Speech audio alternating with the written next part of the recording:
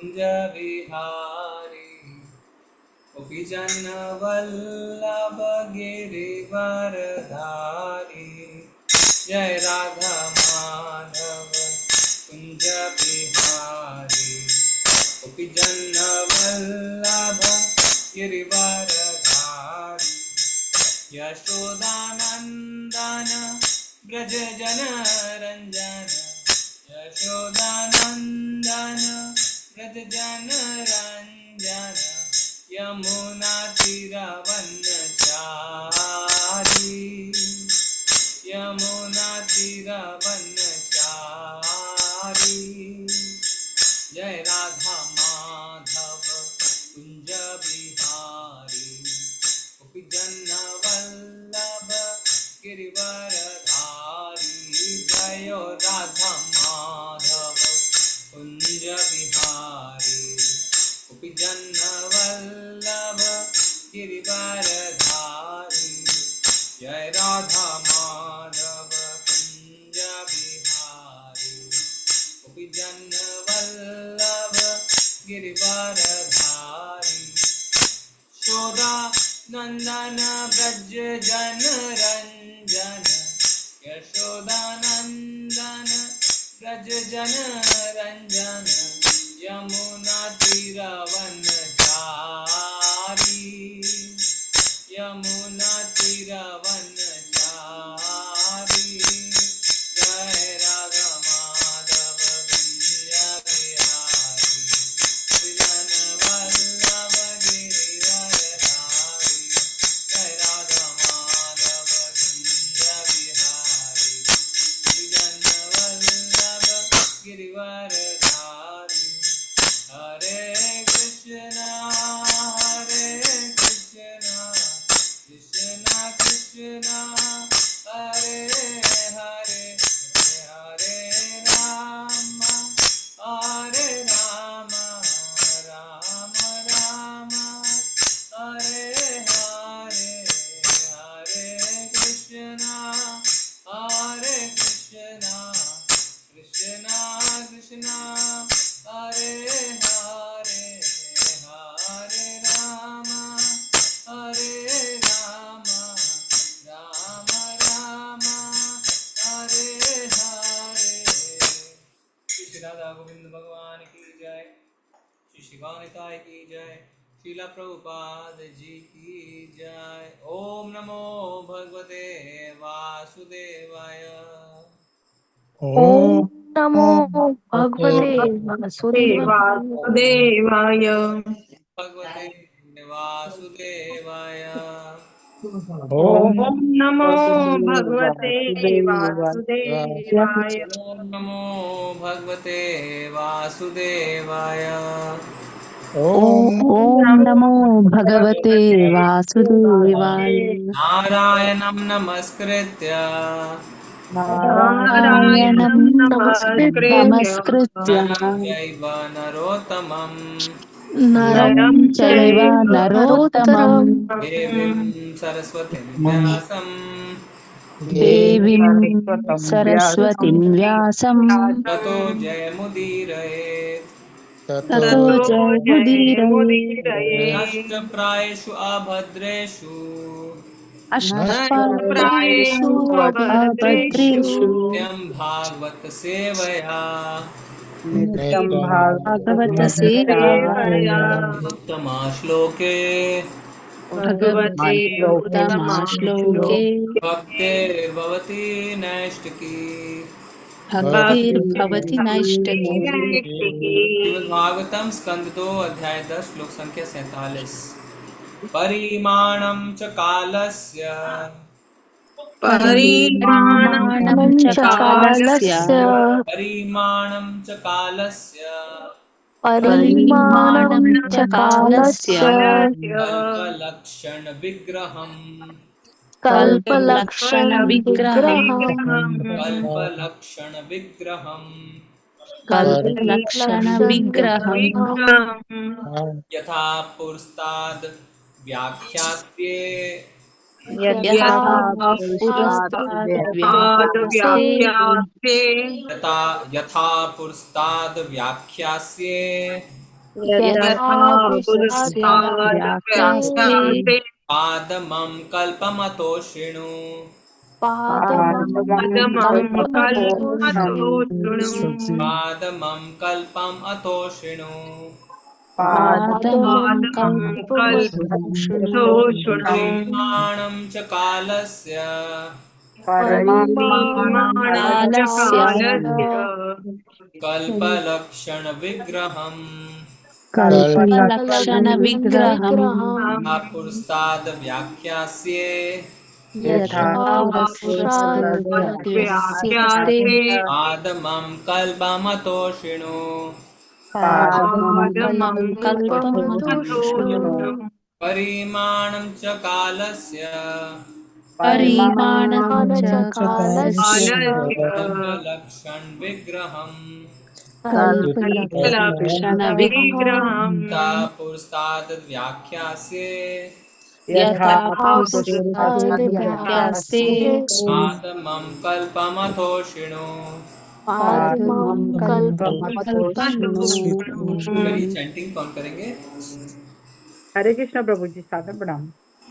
परिमाणं च कालस्य कल्पलक्षण विग्रहं यथा पुरस्ता व्याख्यासे पाद्मकल्पमथो वृणु। हरे कृष्ण। हरे कृष्ण प्रभु जी। परिमाणं च कालस्य कल्पलक्षण विग्रहं यथा पुरस्ताद् व्याख्यास्ये पद्मं कल्पमथो शृणु। हरे कृष्ण प्रभु जी। हरे कृष्ण प्रभु जी। परिमाणं च कालस्य कल्पलक्षण विग्रहं यथा पुरस्ताद् व्याख्यास्ये पद्मं कल्पमथो शृणु। हरे कृष्ण। हरे कृष्णा। बड़ी माता जी बड़ी। परिमाणं च कालस्य कल्पलक्षण विग्रहं यथा पुरुषात् वाक्यसे पादमं कल्पे शृणु। हरे कृष्ण। हरे कृष्णा प्रभु जी। परिमाण बड़ी माता थैंक यू। परिमाणं च कालस्य कल्पलक्षण विग्रहं यथा पुरस्ताद् व्याख्यास्ये पादनं कल्पमथो शृणु। हरे कृष्ण। हरे कृष्ण। परिमाणं च कालस्य कल्पलक्षण विग्रहं यथा पुरस्ताद् व्याख्यास्ये पाद्मं कल्पमथो शृणु। हरे कृष्ण।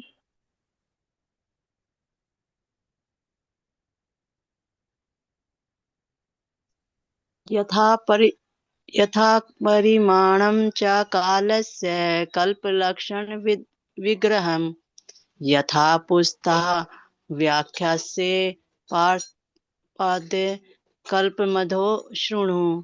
हरे कृष्ण।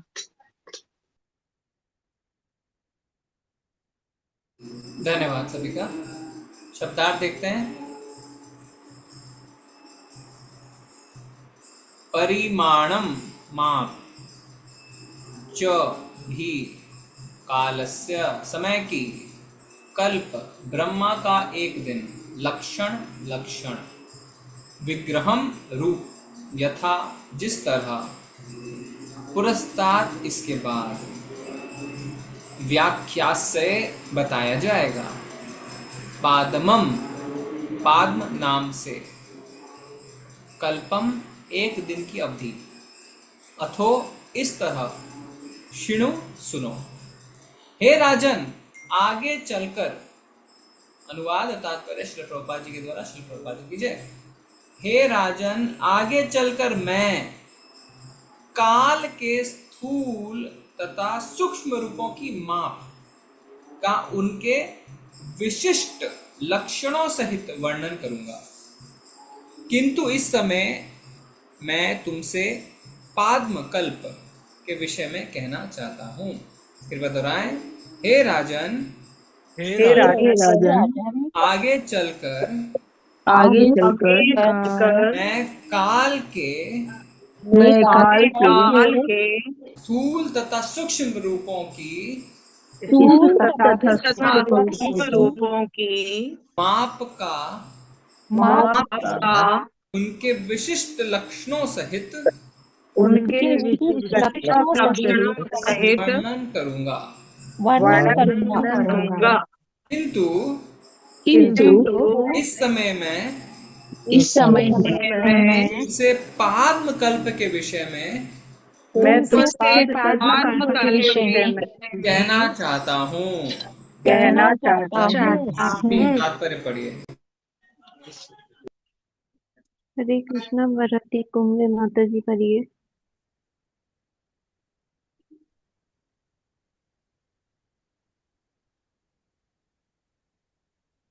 हरे कृष्णा भारती कुंभले माता जी पढ़िए। हरे कृष्णा बिमला व्रजरानी माता जी पढ़िए। हरे कृष्णा तात्पर्य बाई ऐसी भक्ति वेदांत स्वामी शिला प्रभुपाद की जय। पद्मा के कल्प की वर्तमान अवधि वराह कल्प अथवा श्वेत वराह कल्प कहलाती है, क्योंकि जब विष्णु के उदर से निकले हुए कमल पद्म से ब्रह्मा उत्पन्न हुए तो उस समय भगवान वराह के रूप में अवतरित हुए थे, इसलिए वराह कल्प को पद्मा कल्प भी कहते हैं। और भागवत के प्रथम भाष्यकार स्वामी श्रीधर का अनुसरण करते हुए जीव गोस्वामी तथा विश्वनाथ चक्रवर्ती ठाकुर जैसे आचार्यों ने इसकी पुष्टि की है। अतः ब्रह्मा के वराह कल्प तथा पद्मा कल्प में कोई विरोधाभास नहीं है। आगे जी धन्यवाद माता माता जी। जी। हरे कृष्णा। ओम अज्ञानतिमिरन्धस्य ज्ञानाञ्जनशलाकया चक्षुरुन्मिलितं येन तस्मै श्रीगुरुवे नमः। श्रीचैतन्यमनोभीष्टं स्थापितं येन भूतले स्वयं रूपा कदा मह्यं ददाति स्वपदान्तिकं। वन्देऽहं श्रीगुरो श्रीयुत्पदकमलं श्रीगुरून् वैष्णवांश्च। श्रीरूपं सागरजातं सहगण रघुनाथान्वितान्तं सजीवं साद्वैतं सावधूतं परिजनसहितं कृष्णचैतन्यदेवं श्रीराधा कृष्णपादान् सहगण ललिता श्रीविशाखान्वितांश्च। नमो ॐ विष्णुपादाय कृष्णपृष्ठाय भूतले श्रीमते भक्तिवेदान्तस्वामिनिति नामिने। नमस्ते सारस्वते देवे गौरवाणी प्रचारिणे निर्विशेषाय शून्यवादी पाश्चात्यदेशतारिणे। वाञ्छाकल्पतरुभ्यश्च कृपा सिन्धुव एव च पतितानां पावनेभ्यो वैष्णवेभ्यो नमो नमः। हे कृष्ण करुणा सिन्धु दीनबन्धु जगत्पते गोपेश गोपिका कान्त राधा कान्त नमोस्तुते। तप्त कांचन गौरांगी श्री राधे वृंदावनेश्वरी वृषभानुसुते देवी प्रणमामि हरिप्रिये। जय हो श्री कृष्ण चैतन्य प्रभु नित्यानंदा श्री अद्वैत गदाधर श्रीवासादि गौर भक्त वृंदा। हरे कृष्णा कृष्ण कृष्ण हरे हरे हरे राम राम राम हरे हरे। परिमाणं च कालस्य कल्पलक्षण विग्रहं यथा पुरस्ताद् व्याख्यास्ये पादमं कल्पमतो शृणु। हे राजन, आगे चलकर मैं काल के स्थूल तथा सूक्ष्म रूपों की माप का उनके विशिष्ट लक्षणों सहित वर्णन करूंगा, किंतु इस समय मैं तुमसे पाद्म कल्प के विषय में कहना चाहता हूं। तो हे राजन, कौन किसको राजन बोल के संबोधित कर रहा है? सुखदेव गोस्वामी परीक्षित महाराज। सुखदेव गोस्वामी परीक्षित महाराज को बोल रहे हैं। कह रहे हैं मैं तुम्हें काल यानी टाइम, समय के बारे में बताना चाहता हूं, उसके सूक्ष्म और उसके स्थूल रूपों के बारे में। देखिए कितना इंटरेस्टिंग चीज हम सीखने वाले हैं आगे। समय का सूक्ष्म रूप और स्थूल रूप के बारे में, और उसके माप मतलब मेजरमेंट। समय को कैसे मेजर, अभी हम जानते हैं समय का मेजरमेंट हम कैसे करते हैं, सेकेंड, मिनट्स, आवर्स, है ना, दिन, फिर हफ्ता इत्यादि, महीना। उसके माप के बारे में भी तुम्हें मैं सब कुछ बताने वाला हूं, पर पहले मैं तुम्हें पाद्म कल्प के बारे में बताऊंगा।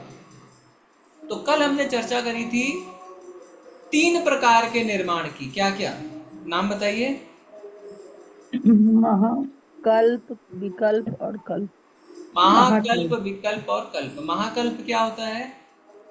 महाविष्णु के श्वास से जो उत्पत्ति होती है उसे महाकल्प बोलते हैं। महाविष्णु के श्वास से जो उत्पत्ति होती है उसे महाकल्प कहते हैं। Very good. उसके बाद विकल्प, ब्रह्मा की जो सृष्टि होती है उसे विकल्प कहते हैं। तो कौन करता है? ब्रह्मा के द्वारा क्रिएशन गर्भोदक्षाई जो होता है उसे विष्णु, कल्प बोलते हैं। गर्भोदक्षाई विष्णु। गर्भोदक्षाई विष्णु के नाभि से जो कमलनाथ निकल के ब्रह्मा जी की उत्पत्ति होती है उसे उत्पत्ति होती है, विकल्प कहते हैं। विकल्प कहते हैं। और फिर ब्रह्मा जी द्वारा जो क्रिएशन होता है उत्पन्न होता है उसे कल्प कहते हैं। कल्प कहते हैं। ब्रह्मा जी द्वारा जो सृष्टि होती है उसे कल्प कहते हैं। तो 3 प्रकार के क्रिएशन, 3 लेवल का क्रिएशन हमने देखा, महाकल्प, विकल्प और कल्प। आज सुखदेव गोस्वामी परीक्षित महाराज को कह रहे हैं मैं तुम्हें पाद्म कल्प के बारे में बताऊंगा। तो पाद्म कल्प के बारे में क्या लिख रहे हैं प्रभुपाद जी हमें थोड़ा तात्पर्य में समझा रहे हैं। ब्रह्मा के कल्प की वर्तमान अवधि, वर्तमान मतलब अभी, वराह कल्प अथवा श्वेत वराह कल्प कहलाती है। एक कल्प में हमने कितने साल देखे थे? कल कितने साल?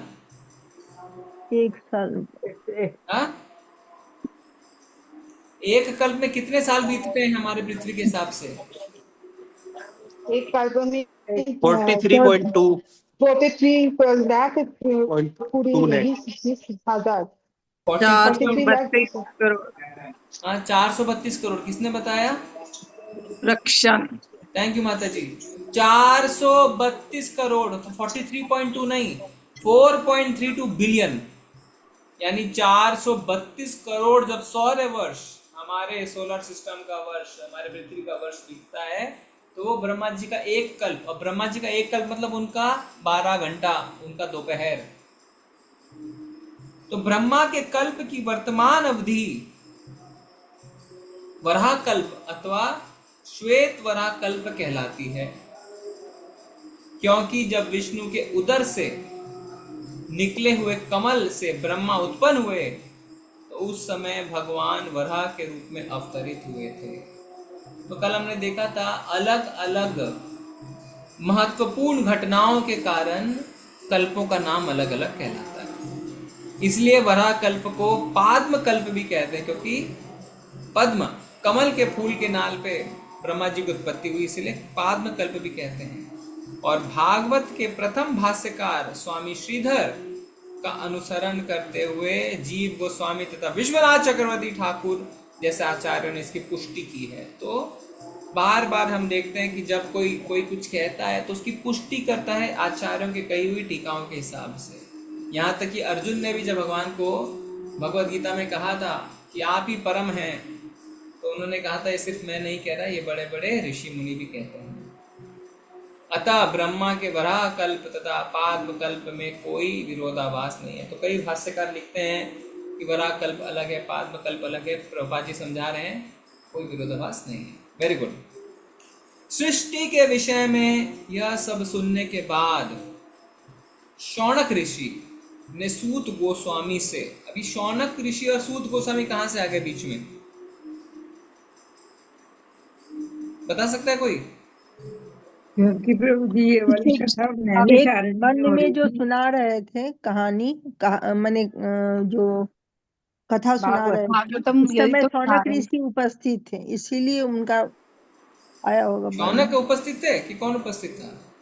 शौनक ऋषि उस समय थे जब वन में है, नैमिषारण्य वन में। हाँ, और सूत गोस्वामी शौनक आदि ऋषियों को बता रहे हैं। हाँ, तो अगर जो बताने वाला है वो मौजूद रहता है ना, तो जब सुखदेव गोस्वामी परीक्षित महाराज को श्रीमद् भागवतम बता रहे थे तो कौन मौजूद था? सूत गोस्वामी। अभी कई वर्षों बाद सूत गोस्वामी शौनक आदि ऋषियों को वापस वो भागवतम सुना रहे हैं। कहाँ पे?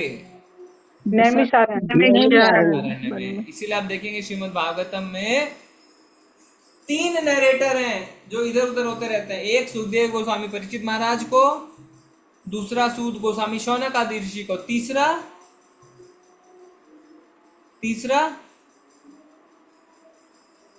व्यास देव जी। व्यास नहीं, मैत्रेय और विदुर। परीक्षित कुमार। अच्छा मैत्रेय विदुर और मैत्रेय। सृष्टि के विषय में यह सब सुनने के बाद शौनक ऋषि ने सूत गोस्वामी से विदुर के विषय में पूछा। किसके विषय में पूछ रहे हैं? विदुर जी के बारे में। कौन पूछ रहा है? सूत गोस्वामी जी। शौनक आदि ऋषि से पूछ रहे हैं जी, क्योंकि सूत गोस्वामी ने पहले ही उन्हें बता रखा था कि विदुर ने किस प्रकार अपने उन परिजनों को छोड़कर गृह त्याग किया था जिनको छोड़ पाना बहुत दुष्कर होता है। विदुर जी कौन है? राजलोक के भाई हैं, तीसरे नंबर के। नहीं, वो नहीं यमराज के वो है अवतार। यमराज खुद है। यमराज खुद है। यमराज। और उन्होंने यहाँ एक दासी के पुत्र थे विदुर जी। हाँ, वेरी गुड। और उन्होंने महाभारत के युद्ध जब चल रहा था तो क्या विदुर जी थे वहां पे? नहीं थे, वो चले गए थे। Very good. तो अब शौनक ऋषि पूछ रहे हैं कि आपने सृष्टि के विषय में तो बता दिया, चीजें समझ में आ गई, अब मेरे को वापस आप सूत गोस्वामी आप वापस मेरे को विदुर जी के बारे में बताइए, क्योंकि उन्होंने अपने परिजनों को, अपने परिवार वालों को छोड़ दिया था, अपना घर छोड़ दिया था, और ऐसा करना आसान नहीं था। तो देखिए किस तरीके से एक भक्त दूसरे महान व्यक्ति के बारे में जानना चाहता है। शौनक आदि ऋषि किसके बारे में? विदुर जी के बारे में जानना चाहते हैं। तो प्रभुपाद जी क्या लिख रहे हैं तात्पर्य में? शौनक आदि ऋषि विदुर के विषय में जानने के लिए अत्यंत उत्सुक थे, जिनकी भेंट विश्व के तीर्थ स्थलों की यात्रा करते समय मैत्रेय ऋषि से हुई थी। तो विदुर जी निकल गए थे तीर्थ भ्रमण पे, और तब उनकी मुलाकात मैत्रेय ऋषि से हुई थी। तो मैत्रेय ऋषि और विदुर जी के बीच में क्या चर्चा होती है वो आगे हम सुनने वाले हैं, है ना? आपको समझ में आ रहा है किस तरीके से देखिए चीजें बढ़ रही हैं। अब धीरे धीरे में बताया जा रहा है। बोले विदुर जी के बारे में बताओ। बोला ओके, मैं विदुर जी के बारे में बताऊंगा, पर प्रभुपाद जी पहले समझा दे रहे हैं, क्योंकि आज हमारा दूसरा स्कंद खत्म होने वाला है। कल हम तीसरा स्कंद शुरू करेंगे, और उसमें हम देखेंगे विदुर जी और मैत्रेय के बीच में क्या वार्तालाप होती है। बहुत अच्छी वार्तालाप है, ठीक है। ये था लास्ट श्लोक है क्या? 41 देखिए माता जी, इसके नीचे भी है क्या कुछ? अच्छा, दोनों एक साथ है। लास्ट श्लोक है, 2 है यार, और एक है 51 है लास्ट। 51 लास्ट है।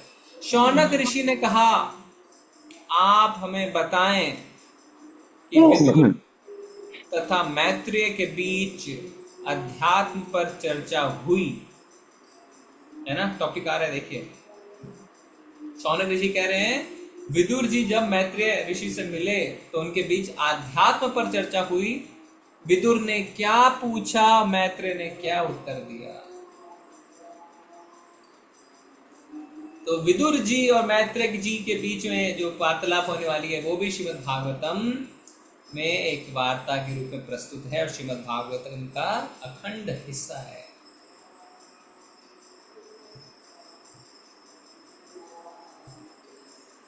हम आज के ज़माने में जब किसी से मिलते हैं तो आपको कोई कहता है, पता है मैं उस पार्टी में गई थी, वो तेरे बारे में ये कह रही थी, क्या क्या कह रही थी, और क्या कह रही थी, उसके बारे में क्या कह रही थी। हमारी जो जिज्ञासा है वो प्रजल्प वाली जिज्ञासा है। शौनक मुनि की क्या जिज्ञासा है? शौनक क्या पूछ रहे हैं? शौनक ऋषि पूछ रहे हैं विदुर ने क्या पूछा, मैत्रेय ने क्या उत्तर दिया, उनके बीच जो अध्यात्म की चर्चा हुई वो बताएं।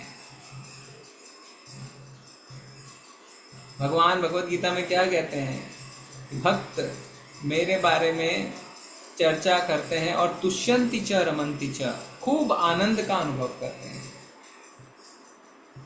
जिसे क्रिकेट पसंद है वो क्रिकेट की चर्चा करता है, जिसे फुटबॉल पसंद है फुटबॉल की चर्चा करता है, जिसे मूवीज पसंद है वो मूवीज की चर्चा करता है, जिसे गेम्स पसंद है ना, टीवी गेम्स, वो उनकी चर्चा करता है। भक्त भगवान की और अध्यात्म के टॉपिक्स की चर्चा करते हैं, उन्हें वो पसंद है। तो कह रहे हैं विदुर जी जब मैत्रेय ऋषि से मिले तो क्या बात हुई उनके बीच में, ये बताएं। कृपया करके हमें यह भी बताएं कि विदुर ने अपने कुटुंबियों को क्यों छोड़ा था। देखिए इतना तो पता चल गया था कि विदुर जी निकल गए हैं घर से, क्यों निकले और वो पूरा घर क्यों लौट आए और वापस घर लौट के भी आए, ये भी हमें पता है। तो क्यों ऐसी स्थिति आई। तीर्थ स्थानों की यात्रा के समय उन्होंने जो कार्य किए उन्हें भी बताएं। हरि हरि बोल। प्रश्न देखिए आप, क्या प्रश्न है। विदुर जी ने तीर्थ स्थान में क्या क्या किया मुझे बताएं। देखिए जब हमारे कोई दोस्त यार, हमारे रिलेटिव्स, फ्रेंड्स कहीं फॉरेन घूमने जाते हैं, आते हैं वापस, उन्होंने क्या क्या किया यार, बैठ के बता अच्छी तरह। पहले कहाँ गया, फिर क्या किया, वहाँ पे क्या किया, वहाँ पे कौन से होटल में था, क्या क्या एक्टिविटीज़ करी, है ना, सब कुछ हम पूछना चाहते हैं। यहाँ पे शौनक ऋषि पूछ रहे हैं तीर्थ स्थान में विदुर जी ने क्या क्या किया, प्लीज़ मुझे बताएं। मैत्रेय मुनि से मिले, क्या वार्तालाप हुई, प्लीज़ बताएं। क्यों अपने घर को छोड़ दिया, घर आए वापस क्यों आए, किस परिस्थिति में, ये सब बताएं। तो इसे क्या कहते हैं, ब्रह्म जिज्ञासा। और यही जिज्ञासा वास्तव में मनुष्य जीवन का लक्ष्य है, क्योंकि इस जिज्ञासा से ही हम परफेक्शन, सिद्धि को प्राप्त कर सकते हैं। तो तात्पर्य में प्रभुपाद जी क्या समझा रहे हैं, पढ़ेंगे, पढ़िए। हरे कृष्णा। गिरिजा माता जी पढ़िए। गिरिजा माता जी पढ़िए। हरे हरे कृष्णा प्रभु जी। शील प्रभुपाद की जय। तात्पर्य प्रभुपाद। श्री सूत गोस्वामी संसार की सृष्टि तथा संहार की कथाएं सुना रहे थे, किंतु ऐसा प्रतीत होता है कि शौनक आदि ऋषि आध्यात्मिक विषयों को, जो बौद्धिक विषयों से ऊंचे सत्य पर है, सुनने के लिए अधिक इच्छुक थे। मनुष्यों की दो श्रेणियां होती है, एक तो वे जो स्थूल देह तथा बौद्धिक संसार में अधिक लिप्त हो रहते हैं, और दूसरे वे जो उच्च स्तर पर रहने के कारण दिव्य ज्ञान के प्रति अधिक उत्सुक होते हैं। श्रीमद् भागवतम प्रत्येक व्यक्ति के लिए, चाहे वो बौद्धिक हो अथवा गुण गुणातीतवादी, आध्यात्मवादी हो, सुविधा प्रदान करने वाला है। लोग भागवत से बौद्धिक जगत में तथा दिव्य जगत में श्री भगवान की महिमा मंडल कार्यकलापों को सुनकर समान लाभ उठा सकते हैं। बौद्धिकवादी बौद्धिक नियमों एवं उनकी कार्य विधि में अधिक रुचि रखते हैं। वे बौद्धिक चकाचौंध में आश्चर्य देखते हैं। कभी कभी इसी चकाचौंध में वे श्री भगवान की महिमा को भूल जाते हैं। उन्हें ये जान लेना चाहिए कि सारे बौद्धिक कार्यकलाप तथा आश्चर्य श्री भगवान द्वारा ही प्रेरित है। उदाहरण में गुलाब का फूल धीरे धीरे विकसित होकर रूप रंग ग्रहण करके सुंदर तथा सुरभित बनता है।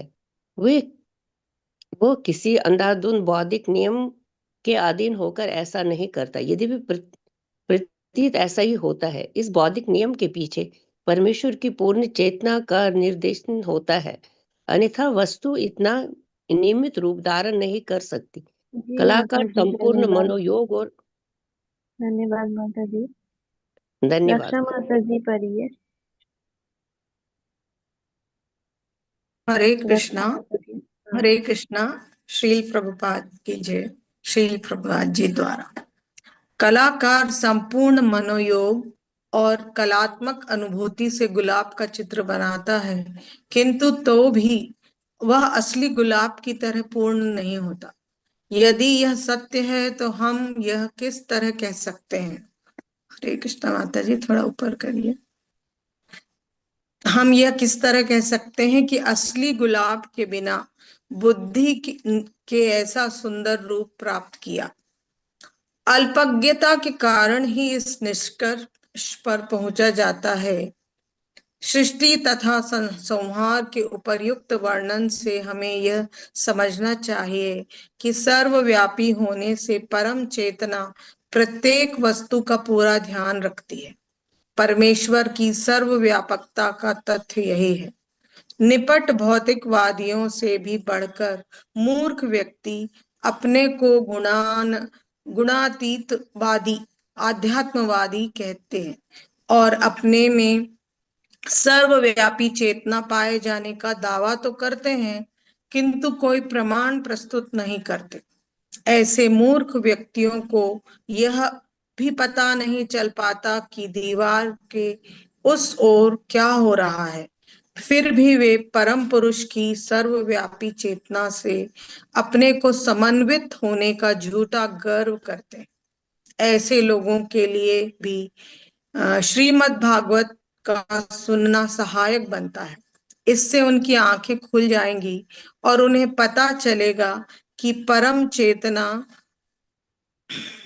का दावा करने से ही कोई परम भावना से भावित नहीं हो जाता। इस संसार में, इस भौतिक संसार में उन्हें प्रमाण देना होता है कि उन्हें ऐसी परम चेतना प्राप्त है, किंतु नैमिषारण्य के ऋषि कोरे भौतिकतावादी तथा झूठे आध्यात्मवादियों से ऊपर थे। अतः वे अधिकारी व्यक्तियों से दिव्य विषयों की वास्तविक सत्यता जानने के लिए इच्छुक थे। हरे कृष्ण प्रभु जी। तो प्रश्न पूछा जा रहा है कि आप मुझे विदुर जी के बारे में बताएं। प्रभुपाद जी में समझा रहे हैं कि सूत गोस्वामी इससे पहले संहार और सृष्टि के बारे में बता रहे थे, जो भौतिक जगत से संबंधित है। पर चूंकि जैसे ही वो टॉपिक खत्म होता है तो इस बार श्रोता जो हैं, शौनक आदि ऋषि, वो कहते हैं अब मुझे आप विदुर जी के बारे में बताएं। तो प्रभुपाद जी लिख रहे हैं, ऐसा लगता है, ऐसा प्रतीत हो रहा है मानो शौनक आदि ऋषि को अध्यात्म के विषय में ज्यादा जानने की उत्सुकता है, भौतिक जगत के विषय में नहीं। बिल्कुल ऐसा ही चीज भगवत गीता में पाई जाती है। कोई बता सकता है? भगवत गीता में बिल्कुल ऐसी एक चीज पाई जाती है जिसमें भौतिकवादी चीजों में ज्यादा इंटरेस्ट नहीं रहता है, भक्तों का अध्यात्मवादी चीजों में रहता है। भगवत गीता में भी सेम चीज है। हरे कृष्णा प्रभु जी। प्रभु जी, ये भगवान कृष्ण का माता पिता वो जो संबंधी है सब ऐश्वर्य रूप के लिए कोई इंटरेस्ट नहीं है। ये लोग भगवान का प्रेमा भक्ति में ही डूबा रहता है। नहीं। भगवत गीता की बात हो रही है, फिलोसफी नहीं। भगवत गीता में क्या ऐसा इंस्टेंस है जहाँ पे बिल्कुल सेम चीज है? हरे कृष्णा प्रभु जी। Yes. जब भगवान ने विराट रूप दिखाया था तो अर्जुन जी ने बोला था कि मुझे आपका विराट रूप नहीं देखना है। वेरी गुड, थैंक यू माता जी। जब भगवान ने अपना विराट रूप दिखाया, अब अपने ऊपर लेके देखिए, जब हम पहली बार भगवत गीता पढ़ते हैं तो बाकी कोई चीज में हमें ज्यादा इंटरेस्ट नहीं है, विराट रूप में सबसे ज्यादा इंटरेस्ट रहता है, क्योंकि विराट रूप में पूरा डिस्क्रिप्शन है कैसे कैसे भगवान के अलग अलग शरीर में अलग अलग ब्रह्मांड समाये हुए हैं। फिर बाद में प्रभुपाद लिखते हैं, पर भक्तों को इस विराट रूप में कोई इंटरेस्ट नहीं है, उनको भगवान की सेवा, भक्ति में सेवा में इंटरेस्ट। इसीलिए जब यहाँ पे शौनक आदि ऋषि को शिलासूत गोस्वामी सृष्टि और निर्माण के बारे में और प्रलय के बारे में बता रहे हैं, संहार के बारे में बता रहे हैं, उन्होंने सुना, पर कहते हैं मुझे अध्यात्म के विषयों में ज्यादा रुचि है, मुझे अध्यात्म के विषयों के बारे में बताएं, मुझे विदुर जी और मैत्रेय के बीच में जो वार्तालाप हुई उसके बारे में बताएं। इसका अर्थ ये नहीं है कि इंपॉर्टेंट नहीं है, 11वां अध्याय भगवत गीता का हिस्सा है, पर अलग अलग व्यक्तियों को आकर्षित करने के लिए अलग अलग सब्जेक्ट होते हैं। श्रीमद् भागवतम हर किसी को आकर्षित करता है अपनी ओर। जब हमारा भौतिकतावादी झुकाव होता है तो हम ये जानना चाहते हैं भागवतम में क्या लिखा है, कैसे ब्रह्मांड का निर्माण हुआ, है ना। देखिए, अभी हमने पढ़ा तो हमें बड़ा अच्छा लगा ना, कैसे ब्रह्मांड का निर्माण हुआ, कैसे हमारा शरीर का निर्माण हुआ। पर धीरे धीरे आप देखेंगे इन सब विषयों में ज़्यादा इंटरेस्ट हमें नहीं रह जाएगा, पर शुरू में हमें आकर्षित करने के लिए विषय जानने जरूरी हैं। तो श्रीमद् भागवतम में हर किसी के लिए कुछ कुछ है। तो ये सुनने के बाद अब अध्यात्म के विषयों को सुनने के लिए कौन इच्छुक है? शौनक आदि ऋषि। शौनक आदि ऋषि। तो प्रभुपाद जी लिख रहे हैं, कि श्रीमद् भागवतम जो है वो हर किसी को फैसिलिटी देता है। श्रीमद् भागवतम प्रत्येक व्यक्ति के लिए, चाहे वह भौतिकतावादी हो अथवा गुणातीत अध्यात्मवादी हो, सुविधा प्रदान करने वाला है। आपको जो चाहिए आपको श्रीमद् भागवतम मिल जाएगा। जैसे 5वें स्कंद में आपको पृथ्वी से नीचे जितने लोग हैं, लोअर प्लैनेट्स, उनके बारे में जानना है। पूरा डिस्क्रिप्शन है, किस ग्रह में कौन रहता है, वहाँ पे कैसी फैसिलिटीज़ हैं, कितना एंजॉयमेंट है, वो किससे डरते हैं, किससे नहीं डरते हैं। इसी तरीके से यहाँ से पृथ्वी से सूर्य की दूरी कितनी है, सूर्य का माप कितना है, कितने योजन तक सूर्य फैला हुआ है, सूर्य से चंद्रमा की कितनी डिस्टेंस है, चंद्रमा कितने योजन में फैला हुआ है, कौन पृथ्वी के करीब है, कौन पृथ्वी से दूर है, चंद्र ग्रहण क्या होता है, सूर्य ग्रहण क्या होता है, राहु कहाँ पे है, सब कुछ 5वें अध्याय में है। हमें इंटरेस्ट आता है, हम पढ़ना चाहते हैं, क्योंकि हमारा भौतिकतावादी झुकाव ज़्यादा है। पर एक बार जब हम भक्ति में धीरे धीरे आगे बढ़ते हैं तो क्या होता है, तो उस तरफ हमारा झुकाव कम होता है और हम अध्यात्म की चर्चा में ज़्यादा रुचि लेने लग जाते हैं। पर अभी जो हमारा स्टेज है, अभी हम बहुत ज़्यादा इंटरेस्टेड जानने के लिए क्रिएशन के बारे में बताओ, यूनिवर्स के बारे में, वर्ल्ड के बारे में, सन, मून, स्टार्स, प्लैनेट्स, क्या लिखा है, लेट्स फाइंड आउट। भागवतम में क्या लिखा है पता करो, है ना। रुचि रहती है ना, मेरी तो है ना, कि भैया क्या लिखा है पता करते हैं। और रुचि है लोगों की, इसलिए श्रील प्रभुपाद ने स्पेसिफिक ऑर्डर दिया अपने शिष्यों को कि आप मायापुर में टेम्पल ऑफ वैदिक प्लानिटोरियम बनाएं, जहाँ पे एक बड़ा सारा झूमर लगाएं ऊपर से, और उसमें दिखाएं अलग अलग ग्रहों के बारे में और अलग अलग ग्रहों के निवासियों के बारे में, और किस तरीके से क्या चीज़ का संचालन हो रहा है। क्योंकि उनको पता है कि दुनिया भर से अगर लोगों को आकर्षित करना है, जिनका झुकाव भौतिकतावादी के प्रति है, उनको ये सब दिखाना जरूरी है। और आप यकीन नहीं करेंगे श्रीमद् भागवतम में क्या लिखा है। चलिए पहले मैं आपसे पूछता हूँ, हम अपने विज्ञान में, साइंस में क्या पढ़ते हैं, पृथ्वी के करीब कौन है, सूर्य की चंद्रमा? चंद्रमा। हाँ, चंद्रमा। चंद्रमा। चंद्रमा। कौन बड़ा है, सूर्य या चंद्रमा? सूर्य। भागवतम में क्या लिखा है पता है आपको? चंद्रमा प्रभु जी। हाँ, चंद्रमा लिखा है कि सूर्य पृथ्वी के पास है और चंद्रमा दूर। हाँ, और कौन बड़ा है कौन छोटा है? चंद्रमा बड़ा है और सूर्य छोटा है। Very good. श्रीमद् भागवतम में लिखा है चंद्रमा दूर है और बड़ा है साइज में, सूर्य पास है और साइज में छोटा है। बिल्कुल ऑपोजिट, बिल्कुल ऑपोजिट। और हम ग्रहण, एक्लिप्स के बारे में जो पढ़ते हैं, हम क्या पढ़ते हैं, एक्लिप्स कैसे होता है, किसी को पता है? जब अर्थ और सन के बीच में मून आ जाता है। अर्थ और सन के बीच में जब मून आता है तो एक्लिप्स होता है। और शास्त्र क्या कहते हैं आपको पता है? श्रीमद् भागवतम क्या कहती है? जब राहु की परछाई पड़ती है तब एक्लिप्स होता है। राहु के लिए लिखा है कि वो भी एक ग्रह है जो हमें अपनी आंखों से दिखता नहीं है। हल्का सा खा रहा है, आलू तोड़ने वाला है। सोचिए आप। और श्रीमद् भागवतम में कुछ गलत नहीं लिखा हुआ है। श्रीमद् भागवतम में एक और चीज लिखी है। हम क्या पढ़ते हैं, पृथ्वी घूम रही है कि सूर्य घूम रहा है? पृथ्वी घूम रही है और सूर्य अपनी जगह पे है। भागवतम में लिखा है सूर्य देव भी अपने रथ पे विराजमान होके चक्कर लगा रहे हैं। चक्कर लगाते हैं। और भागवतम में गलत नहीं लिखा है। बड़े बड़े साइंटिस्ट, बड़े बड़े एस्ट्रोनॉट से भी जब बात हुई, उन्होंने कहा वास्तव में बताना बहुत मुश्किल है कि कौन हिल रहा है, सूर्य या पृथ्वी। जैसे आप ट्रेन में बैठे हैं, बाहर की ओर देख रहे हैं, रिलेटिविटी की वजह से। हाँ, रिलेटिविटी। दूसरी ट्रेन चल रही है पर आपको लग रहा है आपकी ट्रेन चल रही है, पर जब आप दूसरी ओर देखते हैं आपको लगता है अच्छा हम तो स्टेशन पे खड़े हैं, प्लेटफॉर्म पे खड़े हैं, पर इस ओर देखते हैं तो लगता है ट्रेन चल रही है, मेरी ट्रेन चल रही है, पर वो दूसरी ट्रेन चल रही होती है।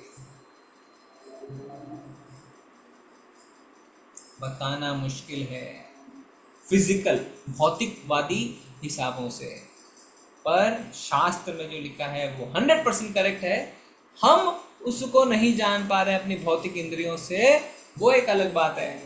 अगर हम नहीं जान पा रहे तो ये मत सोचिए कि वो गलत है ना। देखिए आकर्षण है ना, अरे कहाँ लिखा है जल्दी बताइए, 5वां स्कंद जल्दी से आ जाए पढ़े इसके बारे में। लिखा है तो यहाँ हाँ? रथ का रथ का एक हिस्सा जो है वो सुमेरु पर्वत से बना हुआ है और दूसरा हिस्सा धरती से, और वो रथ घूम रहा है चारों तरफ।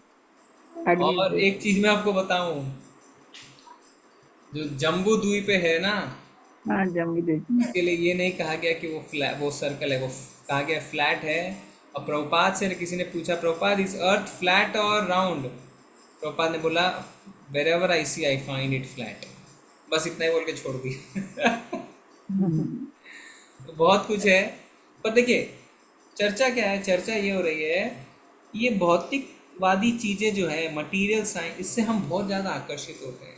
श्रीमद् भागवतम में इसको भी इंक्लूड किया गया है जिससे हर प्रकार के व्यक्ति उसके ओर आकर्षित हो सके। पर धीरे धीरे जब हम भक्ति में ऊपर बढ़ेंगे ना, इन सब चीज़ों से हमारी रुचि कम हो जाएगी। ठीक है, हमें तो अध्यात्म के बारे में बताओ, भगवान के बारे में बताओ, भगवान की सेवाओं के बारे में बताओ।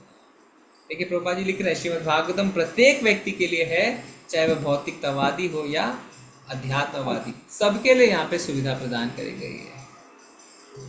एंड फिर श्रीमद् भागवतम जो लोग सुनते हैं उसके लिए क्या लिखा हुआ है, एक वो चाहे भौतिकतावादी हो चाहे अध्यात्मवादी समान लाभ उठा सकते हैं।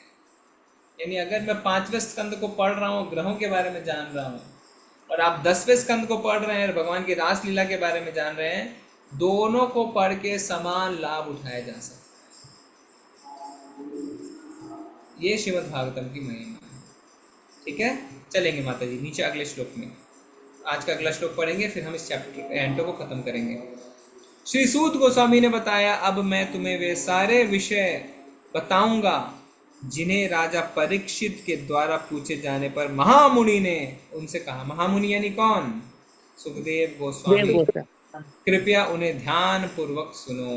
अब बताने जा रहे हैं ना, सुनो, ध्यान पूर्वक सुनना, क्योंकि बहुत सारे महत्वपूर्ण विषय पर चर्चा होने वाली है। आप तात्पर्य पढ़िए। हरे कृष्ण। मीरा देवी दासी माता जी पढ़िए। हरे कृष्णा प्रभु जी। शिल प्रभुपाद जी के जय। तात्पर्य शिल प्रभुपाद जी के द्वारा प्रत्येक पूछे गए प्रश्न का उत्तर यदि किसी अधिकारी विद्वान का उदाहरण देकर दिया जाता है तो उससे बुद्धिमानों की तुष्टि होती है। यहाँ तक कि न्यायालयों में भी यही विधि अपनाई जाती है। सर्वश्रेष्ठ वकील अपने मुकदमे की स्थापना के लिए बिना कोई कष्ट उठाए पूर्ववर्ती फैसले के साक्ष्य प्रस्तुत करता है। यह परंपरा विधि कही जाती है और विद्वान अधिकारी इधर उधर के व्यर्थ का तर्क न देकर इसका पालन करते हैं। ईश्वर परमा कृष्ण सच्चिदानंद विग्रह अनादिरादिर गोविंद सर्व कारण कारणम ब्रह्म संहिता 5.1। हमें चाहिए कि हम परमेश्वर की आज्ञा माने, क्योंकि प्रत्येक वस्तु में बिना किसी अपवाद उनका हाथ है। इस प्रकार श्रीमद् भागवतम के 2 स्कंद के अंतर्गत श्रीमद् भागवतम सभी प्रश्नों के उत्तर हैं नामक 10वें अध्याय के भक्ति वेदांत तात्पर्य पूर्ण। थैंक यू माता जी। तो कितना सुंदर प्रभुपाद जी बता रहे हैं कि देखिए सूत गोस्वामी कह रहे हैं कि महामुनि ने जो उत्तर दिया वो मैं तुम्हें सुना रहा हूँ, अथॉरिटी को कोट कर रहे हैं।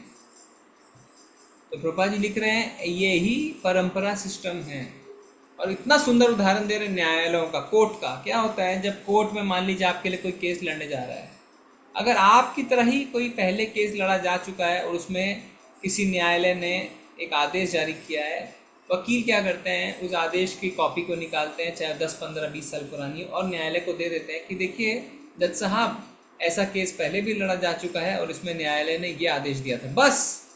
और न्यायालय बोलता है हाँ हम इस ऑर्डर को फॉलो करके ये ऑर्डर दे रहे हैं। कोई बहस करने की आवश्यकता नहीं है, कोई नए रूप से चीज़ों को आपको उजागर करने की आवश्यकता नहीं है।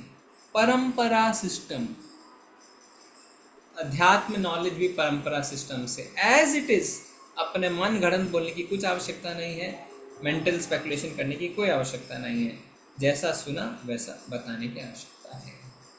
ठीक है, तो इससे माता जी शेयर स्क्रीन खत्म कर दीजिए। अब हम सेकंड कैंटो को फिनिश कर चुके हैं। कल हम थर्ड कैंटो की शुरुआत करेंगे और थर्ड कैंटो का चैप्टर का टाइटल क्या है हिंदी में बताइए माता जी? इंग्लिश में है द स्टेटस क्यो। हिंदी में क्या लिखा है?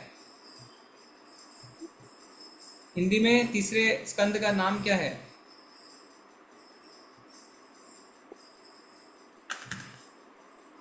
पता नहीं चल रहा है? किसी के पास किताब नहीं है भागवतम? है प्रभु जी, मैं निकाल के लाती हूँ। सरिता माता जी उसमें पीडीएफ में नहीं पता चल रहा है ना, खाली चैप्टर का नाम पता चल रहा है। व्यास हाँ? है मैं देख के बताती हूँ। अध्याय जो पहला अध्याय है वो है क्वेश्चंस बाय विदुरा, विदुरा द्वारा पूछे गए प्रश्न। पर स्कंद का क्या नाम है? यथा स्थिति प्रभु जी। यथा स्थिति, वेरी गुड।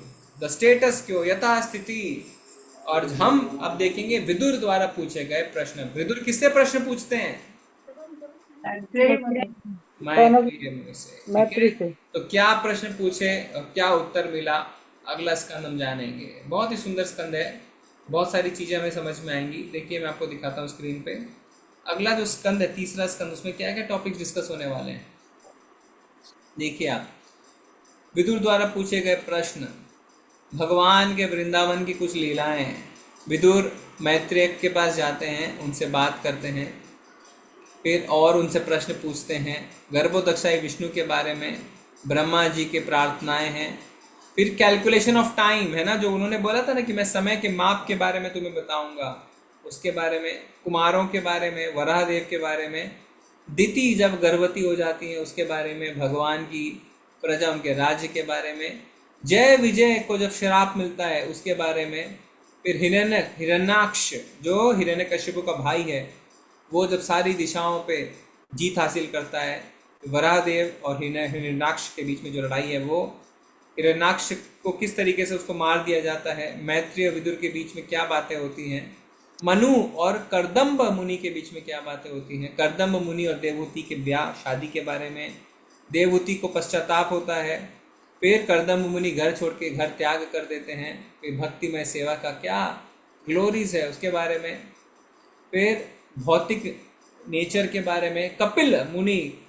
क्या हमें आदेश दे रहे हैं उसके बारे में, भक्ति के बारे में, लॉर्ड कपिल देव हमें बताते हैं कैसे भक्ति में सेवा करनी चाहिए, कैसे सकाम कर्म से बचना चाहिए और किस तरीके से हम सकाम कर्मों में फंसते हैं, और कपिल देव की क्या क्या गतिविधियां हैं। तो बहुत ही सुंदर होने वाला अगला तीसरा स्कंद।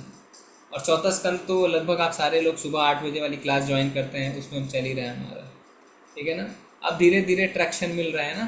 तो कैंटो 2 खत्म हो गया, अब अगला फोल्डर बनाना पड़ेगा क्या माता जी यूट्यूब में, कैंटो 3 बोल के है ना, क्योंकि अभी जितनी वीडियो सेव हो रही है वो कैंटो 2 बोल के सेव हो रही है यूट्यूब में। अब हम कल से कैंटो 3 बोल के एक नया फोल्डर बनाएंगे।